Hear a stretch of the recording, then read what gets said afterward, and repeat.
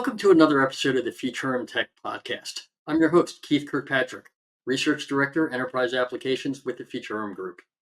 Today we're going to dive into an interesting topic that will be particularly timely and interesting to mid-market and SMBs. One of the key challenges faced by mid-market and SMBs revolves around conducting a digital transformation efficiently and effectively. Now, naturally, organizational leaders are focused on the incredible capabilities being offered by all types of vendors, particularly around the use of artificial intelligence, smart automation, and omnichannel engagement. Every day, it seems like a new product or feature is introduced as a magic bullet that will instantaneously improve worker efficiency, reduce operational costs, and drive customer experience and NPS scores to the stars. However, organizations would be really wise to consider taking a more strategic approach to incorporating technology, focusing on driving incremental improvements, managing costs, and keeping business goals as the organization's North Star, rather than homing in on a particular technological capability or feature set.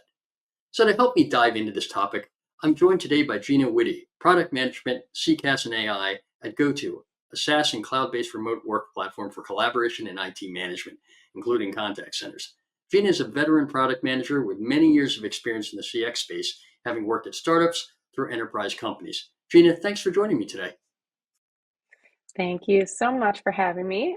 This is a subject I'm really passionate about, so I love to always have that discussion with like-minded people, right? Absolutely, absolutely. So let's just dive right in and talk about sort of the current state in the market, particularly focused on the current needs and challenges contact center operators, particularly those that serve SMBs and mid-market companies. Where are they succeeding and in which areas are they really seeking to drive improvement? Yeah, so this is a great question, and as I look back at my career servicing enterprise customers and SMBs, I think it really comes down to understanding for smaller businesses that every call counts, every contact is really really important, right? Sometimes with enterprise or larger volume customers, you get a lot more feedback and calls, and you could there's a higher margin for error, but Sure. small businesses, right? We all interact with them every day. It really comes down to that personal touch, and I think they feel that pressure as well, right? Making sure that every call is handled well, and it's not just in the moment, right? They've got Mhm. a lot on their plates when it comes to the staffing and providing the needs for those individual reps. I'd be remiss if we didn't talk a little bit about COVID and all the disruption that had in the market. Adjusting to remote workforce is still a thing. And so that's really, there's parts of the technology that SMBs and mid-market companies are adopting well, and they're starting to really, get up off the ground in some of these newer technologies. But managing those people and their processes is just as vital and yeah, required for every step along the way. Right. It's interesting you're mentioning things like if you look at the differences between, say, an enterprise customer and SMB or mid market, where, as you said, every call counts, they need as many at bats as possible. It sounds like they really need to have a solution that lets them strategically approach this idea of digital transformation instead of just taking a one size fits all, let's deflect every call possible so we can hit our KPIs. Yeah, absolutely. And, a lot of times it's about meeting the customer where they want to be met, right? In the channel, is your business, more focused towards millennials, or do you have an older audience? And, what are the channels or capabilities that they're most interested in? So understanding that and, meeting the customer with those technologies is super important. Yeah, the technology piece is certainly important, but as you rightly state, it's also about people, it's also about processes and balancing all of that. One of the things that I've noticed, and I'm sure you have as well, is particularly over the last year, there's been this massive focus on generative AI and what it can do, or what they promise it can do for organizations. I'm just curious about whether or not you think that a lot of the contact centers that your company works with, are they really ready for it, or is there something that they need to do, to prepare? Because it sounds great, looking at all the stuff we see on the internet, but I think there's probably a little more to it. Yeah, a little bit. Like you said in the intro, there's no silver bullet, right? And a lot of people are promising that Gen AI will be that, but there's a little bit of steps to go through, and but the most exciting thing that really gets me up in the morning is that barrier to entry for SMBs and for mid-market to, dip their toe into the AI pool, it has really, really significantly lowered, right? We're seeing Mhm. solutions that are much lower cost, more easily implemented, and that bring higher value, higher accuracy, and better customer experiences, right? I mean, in the old days of communicating with bots and stuff, that they were treacherous for Oh, it sometimes, right? And took a lot of cost in implementation. So, as that barrier is lowering, and SMBs and mid market companies are starting to look at what can they adopt. It's really important to think about the other parts of your business that are going to need to center around that North Star, right?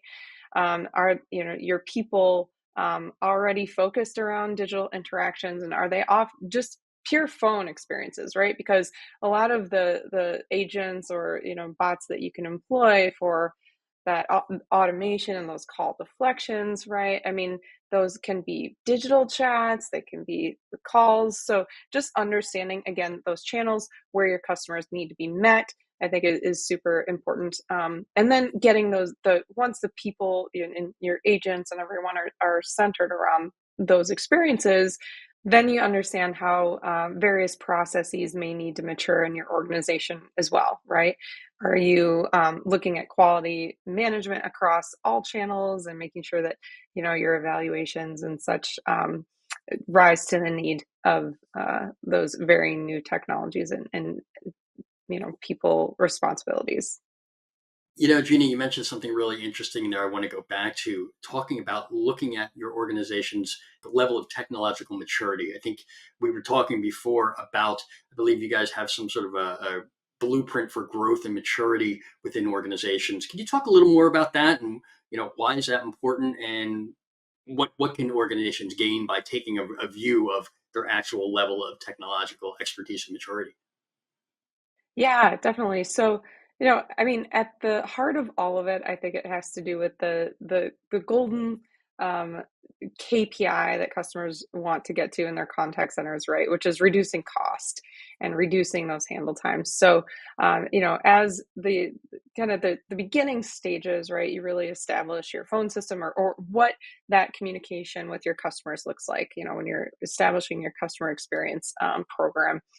And so, as you mature along, you may move away from just a single channel to multiple channels. And really, what's interesting here is how you that solution for communication integrates with your other business solutions. Um, you know, Customer relationship management or CRM systems. Do they that single source of truth, bringing that into the contact center so your agents can better service those calls and those interactions? That's highly valuable, right? That cuts down on a lot of work that agents may have to be doing, looking at various systems. So, Mhm. as you raise in maturity, right, you're looking at integrating multiple systems. You're expanding your channel capabilities, and ultimately that leads to higher automations and more potential to train other systems, or call deflection capabilities that Gen AI is capable of now. Right.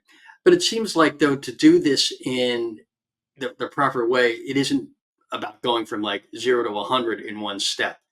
I would think that the way that to really do this responsibly and make sure that you're addressing all the business needs, that it's more of a stepwise approach. Is that something that you can kind of elaborate on?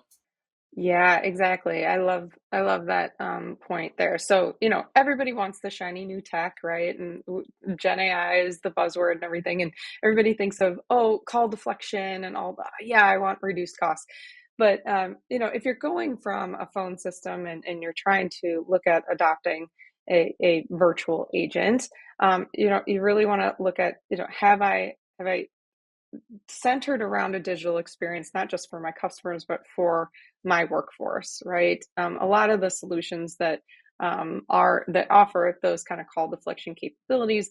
They're not, just centered around a phone. So if it's a giant leap to go Right. from one end of the spectrum to the other, but if you chunk it up, there are manageable steps for getting there, right? And a lot of times that has to do with the channel adoption and creating those proper processes for your workforce.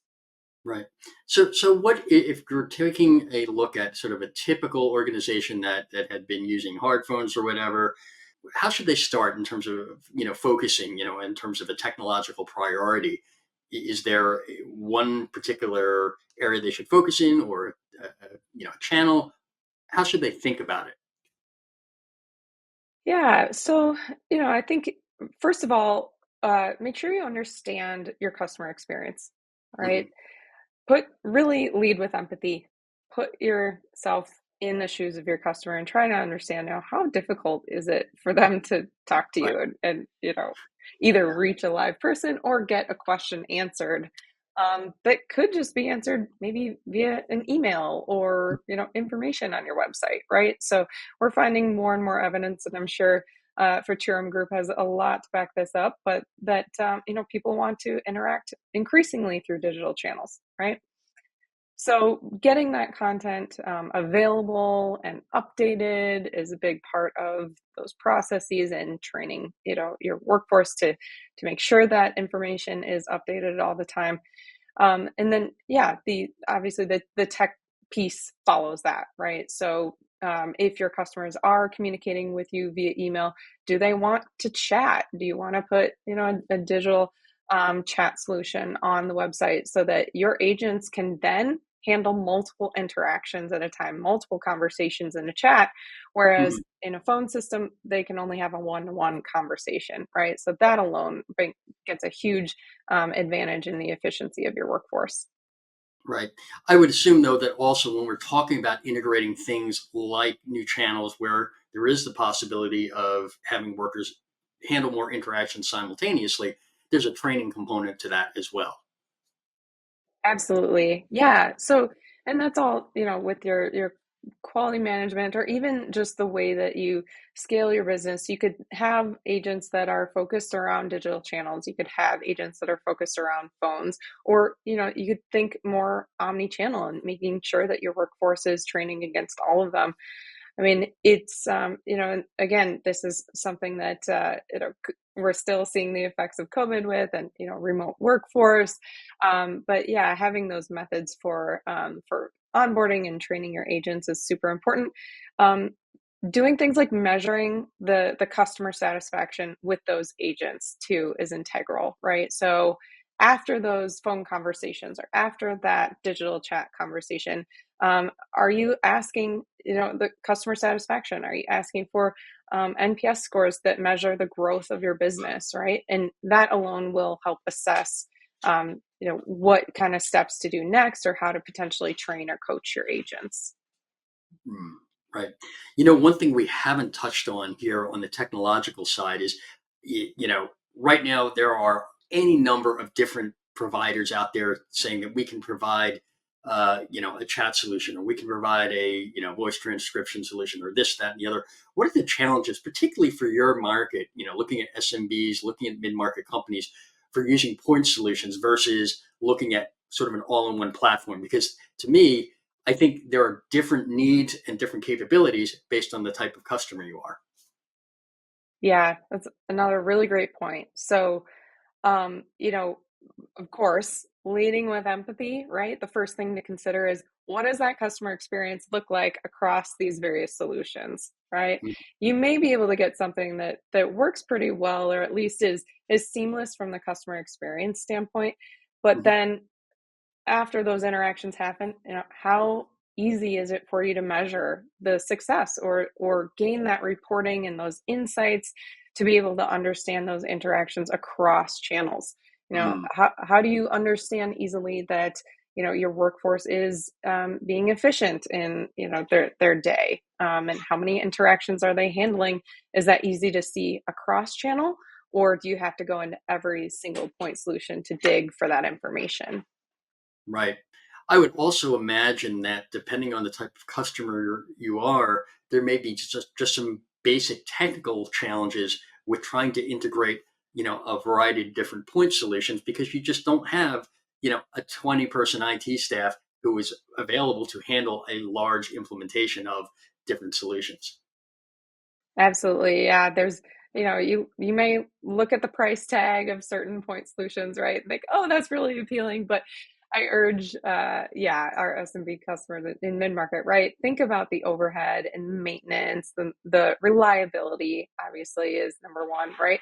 And the security, there are a lot of great point solutions out there. They've gotten to market really quickly. But, if you're a healthcare provider, if, you are in a business that's sharing or dealing with sensitive information, making sure that that can be handled, in an appropriate way is also very important to that maintenance piece. I'm glad you mentioned security, because that seems to be one of those things that everybody says, yes, yes, we're going to consider, you know, we're going to look at that. But particularly with regulated industries, I have to imagine that should be, if not the top priority, up near the top, just because of the amount of risk that it brings to an organization for ignoring it or not treating it as seriously as possible. Absolutely. Yep. And it comes back to the regulation and the customer experience, right? And making sure that it's all flowing across the board. And, just being aware of the implementation of certain technologies, right? And training your agents to, maybe get the information that they need, but not overshare and put your company at greater risk. So that Mhm. all has to do with those three legs of the maturity model that we were talking about: the people, the processes, and the technology. Right.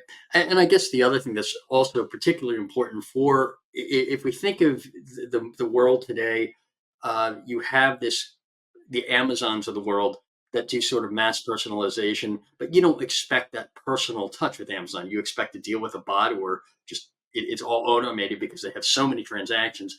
But for SMBs, operating in a local market or even mid-market companies, I would assume that personalization and real personalization, not sort of, fake, we pulled one piece of data out of the CRM and we're going to use that to personalize, is still important. And that has to also kind of factor in to what channels you use, how you engage, what are some of the rules for doing handoffs or not handing off based on the customer type and the action that the customer is trying to take. Is that, something that's important in the market? Yeah, absolutely. Yep. And I think you touched on it. Customers, they don't expect perfection from your business, but it is all about that personal touch of maybe how you handle everything from a sensitive request and, scheduling update, right, to how you handle a problem. So, Hmm. yeah, the personalization piece there is, it's just about, as much about the technology as it is to training your people and providing that. But yeah, the SMBs and mid market, when every call counts, they're a little bit more held to the fire than some of our enterprise customers like Amazon. Right, right. And finally, are there any other, considerations that companies in the space should keep in mind as they are, whether they're looking to modernize their contact center or implement other things to improve the customer experience, that they need to keep in mind as they move forward? Yeah, I mean, I touched on it a little bit, but definitely, think about security, and I think and not just if you're in a regulated industry, right? But think about the solutions you employ and how they would handle your data, and if you are looking at venturing into AI, think about the ethics of it.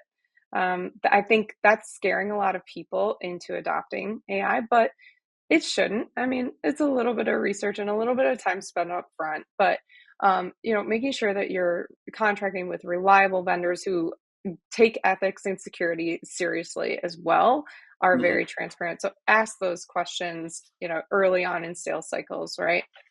Be mindful too, again, about the implementation of a solution. Are you making it clear to your customer that they're interacting with a virtual agent, and being upfront about how you're employing those methods throughout the customer experience is very integral there. Right, right. You just mentioned something really important there in terms of asking the right questions of a potential vendor, particularly around things like guardrails. Because as we've seen through very, very high profile examples, like the Air Canada chatbot, I think there's another one where there was a problem, to put it mildly. I think that's very important, and making sure that the questions are asked and that you're getting the information in terms of what strategies, not specific things necessarily, but what approaches are they going to take, because the technology is evolving. It's not static. Yep. Well said. I mean, I couldn't have said it any better myself, but absolutely.